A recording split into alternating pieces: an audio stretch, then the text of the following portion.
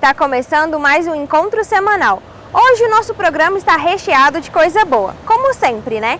Mas vamos começar com o nosso giro da semana. E prepara papel e caneta para o Anota Aí.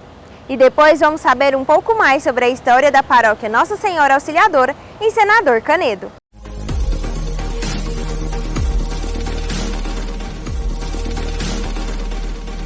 No último sábado, 18 de setembro, a equipe de canto litúrgico da Arquidiocese de Goiânia realizou a live Cantando a Santa Missa, com o objetivo de preparar e formar os cantores e instrumentistas da música litúrgica. As músicas foram escolhidas com base no folheto Comunhão e Participação de nossa Arquidiocese, e a live completa está disponível no YouTube da Arquidiocese de Goiânia. O Santuário Basílica da Sagrada Família recebeu nesta semana, do Bispo Emérito da Diocese de Serrinha, na Bahia, Dom Otorrino Solari, uma relíquia de Santa Elizabeth Serioli, para compor o relicário cuidado pela Basílica. Tenho aqui em minhas mãos uma relíquia de Santa Paula Elizabeth Serioli, que é a fundadora da Congregação da Sagrada Família de Bergamo, ramo feminino e ramo masculino. Ela fundou estes institutos para cuidar das crianças dos camponeses, que naquela época, 1800 e pouco, era a mais desprovida, mais desprezada.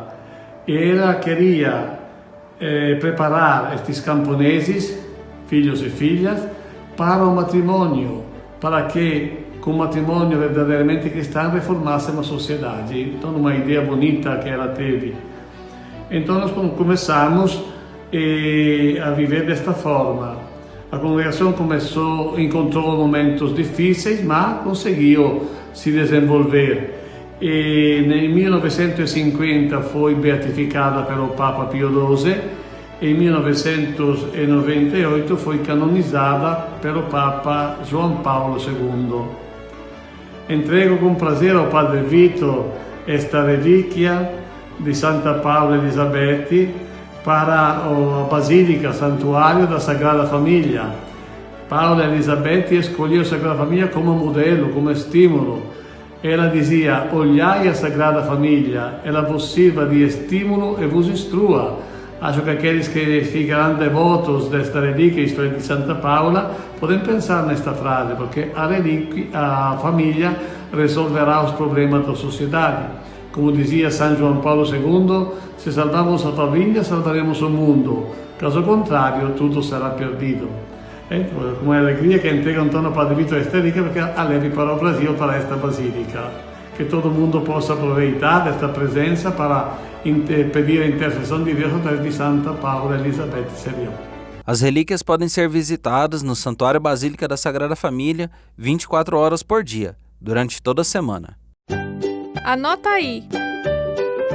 Hoje, dia 25 de setembro, a paróquia Nossa Senhora da Assunção realiza a 7ª Mostra Bíblica da Catequese, a partir das 14 horas.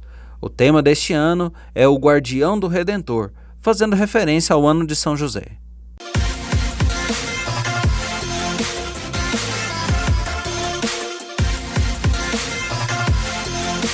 A primeira igreja de Senador Canedo começou a ser construída em 1948 e foi dedicada a Todos os Santos. Mas em abril de 1987 foi criada a paróquia Nossa Senhora Auxiliadora. A partir de 1951, a igreja já fica em condições de receberem os fiéis para as celebrações e só no ano de 1956 é que ela vai ficar pronta. Depois disso, como era uma igreja pequena, já na época do padre Salvador Filia, um italiano que atendia essa região, foi construída a segunda igreja. E nos relatos que nós encontramos no livro Tombo da Paróquia, está escrito que o dia de Todos os Santos, como era 1º de novembro, era um período muito chuvoso. Então a comunidade preparava os festejos e quando chegava o momento da festa não era possível porque estava chovendo.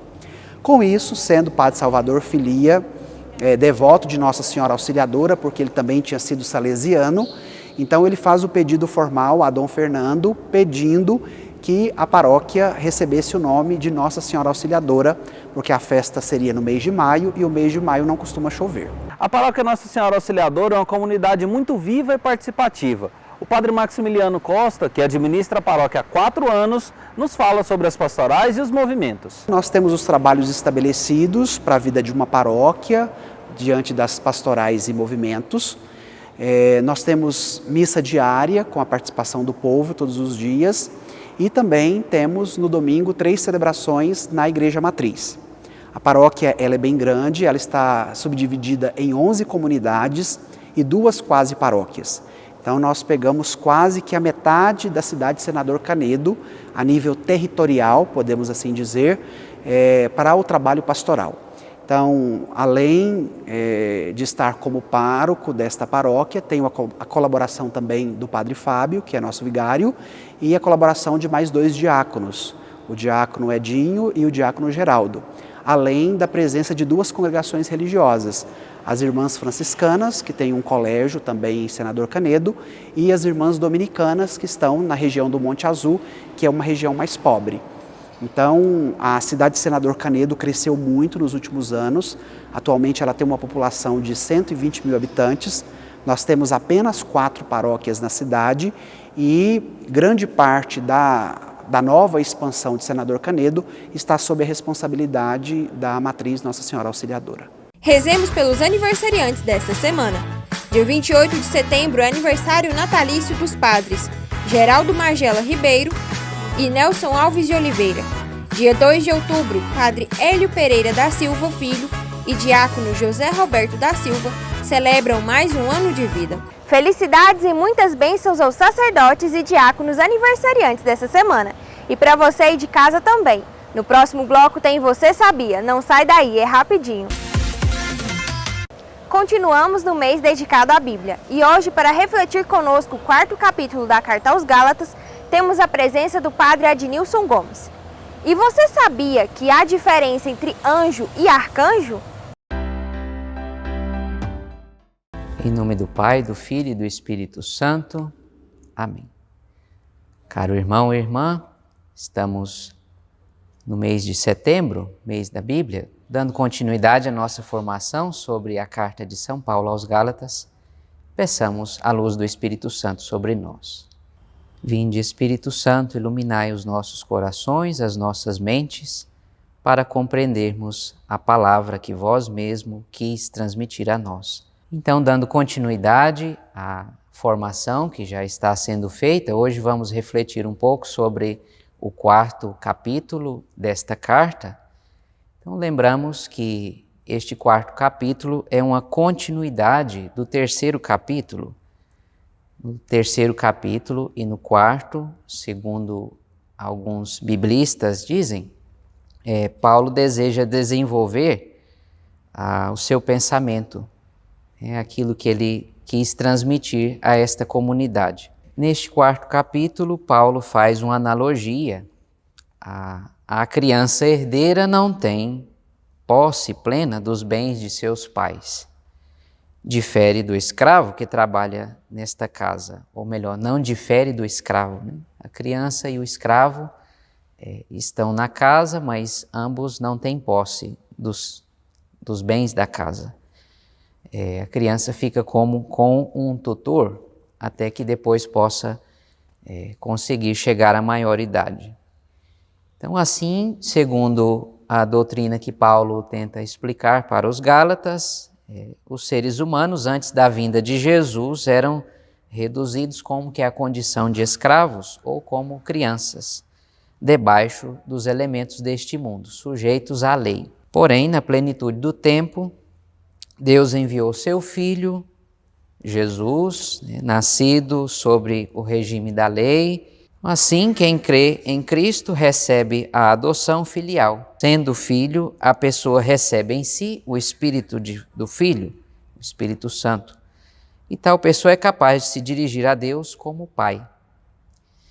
Outrora, mais à frente, Paulo diz que os Gálatas observavam como coisas importantes os elementos do mundo, como seus deuses também. Isso quando não conheciam ao Deus ao qual Paulo anunciou. Agora que o conhecem, por que voltar? Paulo se pergunta a eles, faz esta pergunta: por que voltar a serem escravos destas coisas, às quais eles já haviam sido libertos. E mais à frente, novamente, Paulo faz uma outra alegoria ou uma analogia, toma os dois filhos de Abraão, o filho que Abraão teve com a escrava Agar e o outro filho que ele teve com a sua esposa Sara. Então, Paulo diz que o filho de Agar, a escrava, representa a lei, aqueles que nasceram no regime da lei. Já o filho de Sara representa os cristãos nascidos sobre o regime da fé. Então, estas duas mulheres representam, de certo modo, as duas alianças. Agar, a aliança do Monte Sinai, Sara, a aliança que Deus fez com Abraão, por meio da fé. Assim como na história de Abraão, Agar com o filho foram expulsos da casa e Sara com o filho ficaram, receberam aquilo que Deus havia prometido, assim também serão os que vivem pela fé em Jesus. Então, os que creem em Jesus se tornam herdeiros da promessa e habitantes da casa do Senhor. Os que creem não são filhos da serva, mas da livre, e Paulo usa também a imagem da Jerusalém celeste, a qual todos que somos filhos, que acreditamos em Jesus, somos destinados. Então, no próximo encontro, meditaremos o 5º capítulo, e por hoje ficamos por aqui. Que Deus te abençoe, que possa ajudar você, a sua comunidade, nesta reflexão a respeito da carta de São Paulo aos Gálatas.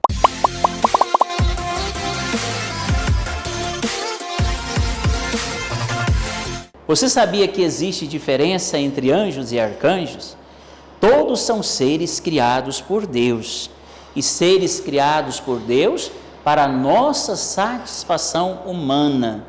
Porém, os arcanjos são aqueles principais anjos. Todos são mensageiros de Deus. Nós sabemos que existe, pela nossa fé e na revelação bíblica, 7 arcanjos. Porém, sabemos o nome apenas de 3 arcanjos. Agora, quanto aos anjos, aí nós já sabemos, são milhares de milhares de milhares. Cada pessoa tem seu anjo, cada país tem seu anjo, cada cidade tem seu anjo, cada povo tem seu anjo, cada nação tem seu anjo.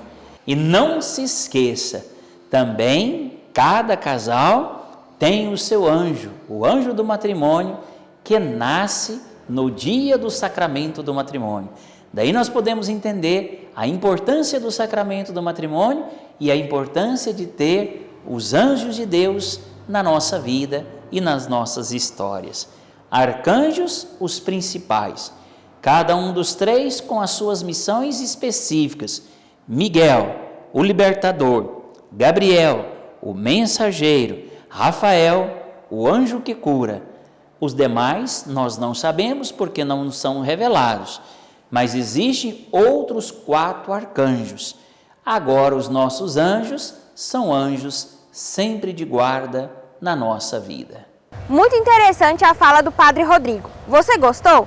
Se gostou e quer mandar para alguém, é só acessar o YouTube da Arquidiocese de Goiânia. Lá você vai ver essa e outras edições do programa Encontro Semanal. E não sai daí que no próximo bloco tem entrevista com a psiquiatra Ana Caroline Vilela. E também vai ter o nosso cafezinho com a Fernanda Freitas. Setembro é o mês de prevenção ao suicídio.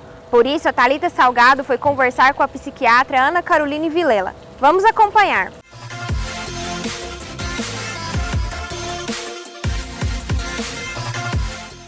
Há 8 anos, a Associação Brasileira de Psiquiatria, em parceria com o Conselho Federal de Medicina, promovem a campanha Setembro Amarelo, que tem como objetivo principal a prevenção do suicídio.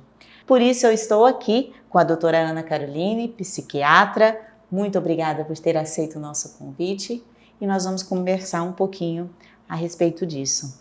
Doutora, por que é tão importante falarmos sobre isso? Obrigada pelo convite, tá? Obrigada pela disponibilidade de falar sobre esse tema que é tão importante. A nossa grande luta é pela simples razão, é possível prevenir. Uma pessoa que tira sua própria vida de tamanha angústia e falta de esperança, a gente sabe, porque a depressão é uma doença, e a gente sabe que se você tratasse, se essa pessoa tiver a oportunidade de buscar um profissional, de conversar com alguém sobre isso, ela pode desistir, ela pode mudar de ideia, ela pode dar mais uma chance para a vida dela. Então, quanto sofrimento, só de falar desse tema, a gente não pode evitar. Às vezes a pessoa acha que ela não tem mais saída, só que é uma distorção da realidade que a depressão causa na pessoa. Então é como se a pessoa ficasse assim, fora do seu juízo crítico real, do seu juízo crítico perfeito.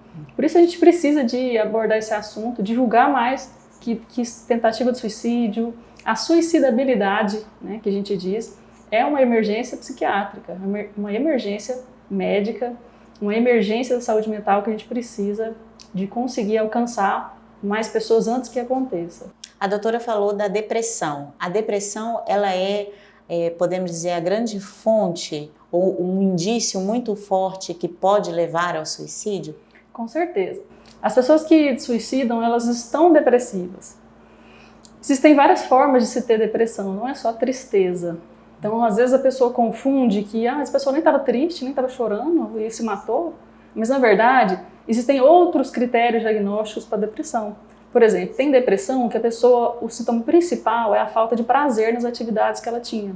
Então, por exemplo, a pessoa gostava de sair com os amigos, agora ela não gosta mais. A pessoa gostava de cuidar das plantas, agora não gosta. Gostava de fazer alguma atividade física. Aí ela foi deixando de fazer as coisas que ela gostava, foi desanimando. E às vezes isso vai passando desapercebido na nossa sociedade. A pessoa ela vai, como se diz, perdendo o brilho dela. Então, vai apagando o brilho. Isso é depressão também, né? Se tiver com os outros sintomas associados. Então, nem sempre a pessoa tem que estar chorando, triste, para ter um diagnóstico de depressão. Então, talvez essa é a informação que faz uma grande diferença também no entendimento do suicídio. Porque muitas pessoas acreditam que para a pessoa suicidar, ela tem que passar algumas fases que todo mundo passa para cometer isso. Ela tem que estar numa depressão grave e naquela depressão de choro, de evidente sofrimento, de tristeza. Só que tem gente que vai estar trabalhando e vai chegar à noite e vai suicidar. Vai ter gente que vai estar lá na faculdade e vai suicidar. Aí todo mundo vai depois falar assim, nossa, mas a pessoa nem estava triste, nem reparei que estava triste. É porque tristeza é um sintoma depressivo. A gente tem falta de prazer, tem a desatenção, tem a falta de esperança, tem o sentimento de culpa, importantíssimo, né? Tem o cansaço excessivo, tem vários outros sintomas depressivos. E quando a depressão ela vai tornando-se grave, a pessoa pode sim acabar tendo essas ideias de tirar a própria vida. Doutor, existem sinais visíveis que os pais, os amigos, as pessoas mais próximas podem estar atentos? A primeira coisa assim, é a gente observar quando a pessoa muda o jeito de ser dela. Porque o normal da vida é a gente ser feliz. O normal é a gente estar sorrindo, o normal é a gente gostar do que a gente está fazendo. É normal, é isso. Claro que nem sempre vai ser assim. Você pode às vezes ficar triste, você pode passar alguns dias chateado, você pode passar alguns dias com alguma desavença com alguém, bravo, mas no geral esses sintomas eles melhoram ao longo do tempo e também dependendo da mudança de ambiente. Então uma pessoa que está muito grave, a pessoa que está muito mal, que está, por exemplo, pensando em suicidar, ela não vai apresentar essas melhoras, mesmo se eu trocá-la de ambiente. Às vezes ela vai estar assim na faculdade, no colégio, em casa, com os amigos, então de uma forma geral o funcionamento dela vai estar reduzido. Então outro dado assim, importante são algumas frases de alarme. Então algumas frases do tipo, eu sou um peso, eu só dou trabalho para minha família, seria melhor que eu não existisse.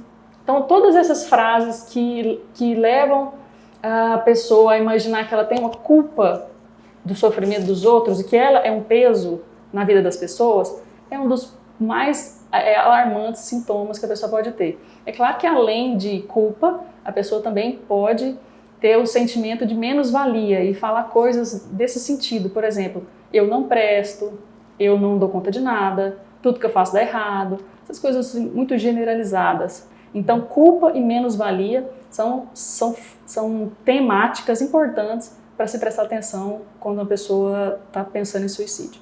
Uma outra temática importantíssima é a falta de esperança.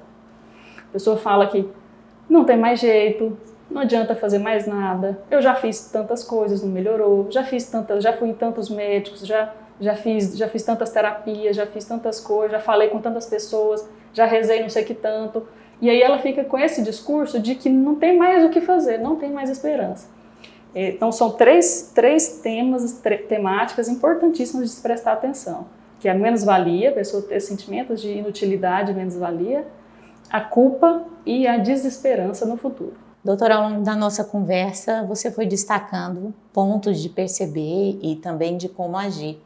Mas já encerrando a nossa conversa, eu queria que a doutora falasse quais formas pode se ajudar, quando ajudar. Olha, o que eu tenho de principal assim, para dizer para as pessoas que vão ver essa entrevista em algum momento da vida, quem sabe vai ser no momento que ela está mais precisando de escutar. Não custa nada você escutar a pessoa, não custa nada você apoiar, não custa nada você não criticar, não custa nada você não falar mal de quem vai ao psiquiatra, não custa nada você não reclamar porque tem alguém tomando algum medicamento, porque é a vida dele. Se algum profissional prescrever, é porque ele deve estar precisando.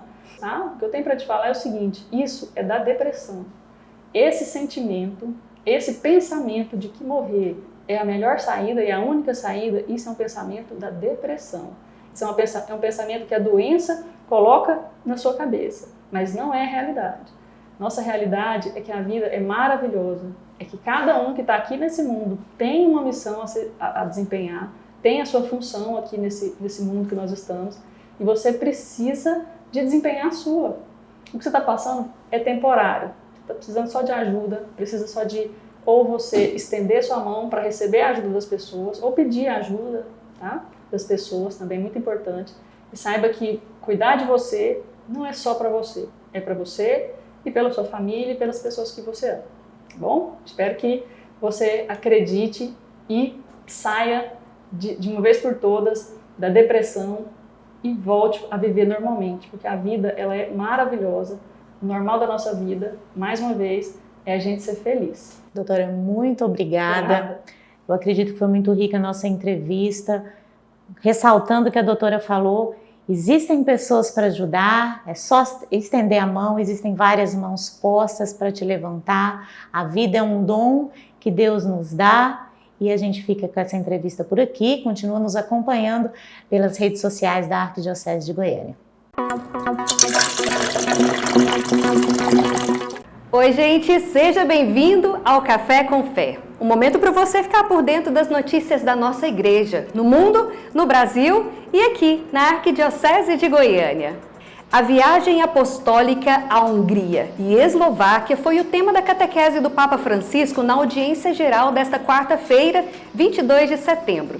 A viagem concluiu-se há uma semana e o Papa fez um resumo de sua viagem, dizendo que foi uma peregrinação de oração, uma peregrinação às raízes e uma peregrinação de esperança. Estamos em tempo sinodal e essa semana acontecerá a primeira reunião da comissão em preparação para o sínodo aqui na Arquidiocese de Goiânia. O documento preparatório, que tem como tema Para uma Igreja Sinodal, Comunhão, Participação e Missão, você pode acessar e ler no site do Vaticano. O Café com Fé fica por aqui, mas sempre com aquele lembrete. Fique ligado nas mídias sociais de comunicação da Arquidiocese de Goiânia. Tchau, gente. Até a próxima. O nosso programa fica por aqui, mas não deixe de nos acompanhar pelas redes sociais da Arquidiocese de Goiânia. E para encerrar, temos a bênção com o diácono Amarildo Martins. Até a semana que vem. Traga ao seu coração e à sua mente todos aqueles que precisam da bênção do Senhor. Senhor, diante dele vou prostrar meu coração. Eu quero adorar o meu Senhor, diante dele vou prostrar